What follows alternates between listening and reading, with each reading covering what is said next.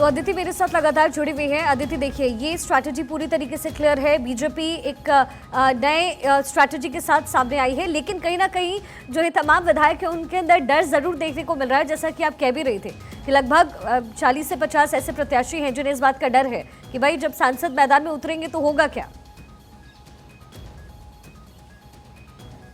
बिल्कुल, जब मैदान में उतरेंगे तो सांसदों के भी नाक का सवाल है, और दूसरा उनके सामने जो कांग्रेस का गढ़ रही है वो जगह, वहां पर उन लोगों के लिए, उन प्रत्याशियों के लिए भी नाक का सवाल है।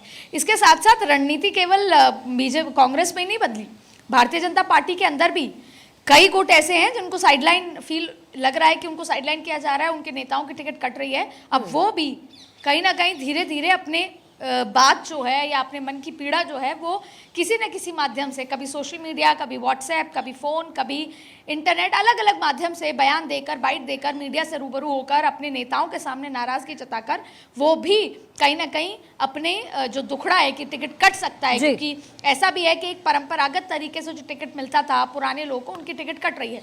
तो बीजेपी के अंदर भी खलबली शुरू हो गई है और कांग्रेस के अंदर भी खलबली शुरू हो गई है, और ये ऑब्वियस था क्योंकि पहली लिस्ट कांग्रेस के मजबूत गढ़ वाली लिस्ट थी। तो ऐसे में वहां पर अगर कोई सीटें कम होती हैं, क्योंकि आप अक्सर एक माइंडसेट में होते हो कि ये वो सीटें हैं जहां पर हम डेफिनेटली जीत रहे हैं, हमको काम करना है उन सीटों पे जहां पर हम नहीं जीतते आए हैं। अब जब आपकी उन सीटों पर मजबूत प्रत्याशियों को, सांसदों को, बड़े नेताओं को उतारा है, तो जाहिर तौर पे आपकी स्ट्रैटेजी में बदलाव होगा। अभी तक आप ये सोचते हैं कि ये लोग जीतते आए हैं, इन्हीं को दोबारा लड़ाएंगे और इन्हीं का समर्थन, भारी समर्थन मिलेगा और ये सीटें तो पक्की हैं। लेकिन जब भारतीय जनता पार्टी ने बड़े दिग्गज उतारे हैं तो जाहिर तौर पर कांग्रेस की रणनीति में ही बदलाव है, तरीके में बदलाव है, रफ्तार में ही बदलाव है। और यही वजह है कि लंबे समय से ये लंबित था कि स्क्रीनिंग कमेटी कब मुलाकात करेगी, जो आज यहाँ पर लंबे समय से बैठकें चल रही है। कल अशोक गहलोत ने भी की और आने वाले समय में आप देखेंगे कि रोज टिकटों को लेकर मंथन होगा और फाइनल फैसला किया जाएगा। जी, और अभी फिलहाल क्या स्थिति है, क्योंकि आप वहां मौजूद हैं अदिति, तो वहां पर अब कैसी गहमा गहमी नजर आ रही है? क्योंकि देखिए चुनाव के लिए वक्त बहुत कम बचा है और ऐसे में आचार संहिता भी लागू। अब ऐसे में पॉलिटिकल पार्टीज के पास बहुत कम वक्त है कि वो इस पर फैसला ले सके, क्योंकि सिर्फ एक जगह पर, एक राज्य में चुनाव नहीं है, 5 राज्य और सबकी सब जो आधारशिला रखी जाएगी ये एक ट्रेलर के तौर पर होगा 2024 का। बिल्कुल, लेकिन आप ये समझना बहुत जरूरी है, पहले की तरह टिकट नहीं बांटी जा रही है दोनों ही पार्टियों में।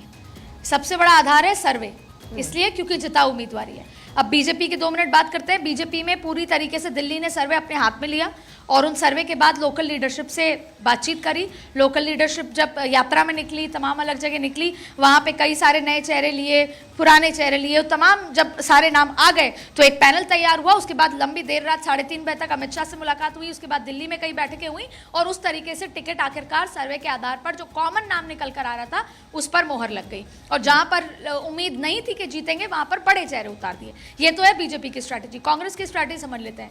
एक तरफ पीईसी, प्रदेश इलेक्शन कमेटी एक तैयार की जाती है, वहाँ पे ऑब्जर्वर्स होते हैं 200 विधानसभा से, वो एक पैनल तैयार करके लाते हैं। वो पैनल सौंपा जाता है प्रदेश अध्यक्ष को। उसके बाद स्क्रीनिंग कमेटी अपना काम करती है। स्क्रीनिंग कमेटी अपने हिसाब से ओपन चर्चा करती है, नए कैंडिडेट्स के नाम लाती है। उसके बाद सचिव अपना काम करते हैं, जो ये सचिव प्रभारी बनाए गए हैं वो, उनको अलग अलग 60-60 करके उनको विधानसभाएं दी गई हैं, वो सर्वे लेकर आते हैं। तो ये 2 चीज़ें होगा। और तीसरा है जो एक्चुअल सर्वे करवा रही है कांग्रेस। तो ये तीनों के अंदर जो एक कॉमन नाम आ रहा है उसको टिकट दी जाएगी, क्योंकि वही कॉमन मिनिमम नाम है या कॉमन मैक्सिमम नाम है जो जिताऊ है, इसके आधार पर टिकट दी जा रही है। तो इसलिए आपने देखा होगा कि इस बार टिकटार्थियों का बहुत जमावड़ा नहीं दिखा, क्योंकि कहीं ना कहीं टिकटार्थियों को पता है कि इस बार सिफारिशों से, घरों के बाहर खड़े होने से, घरों पे लंबी लाइन लगाने से टिकट नहीं मिलने वाली है।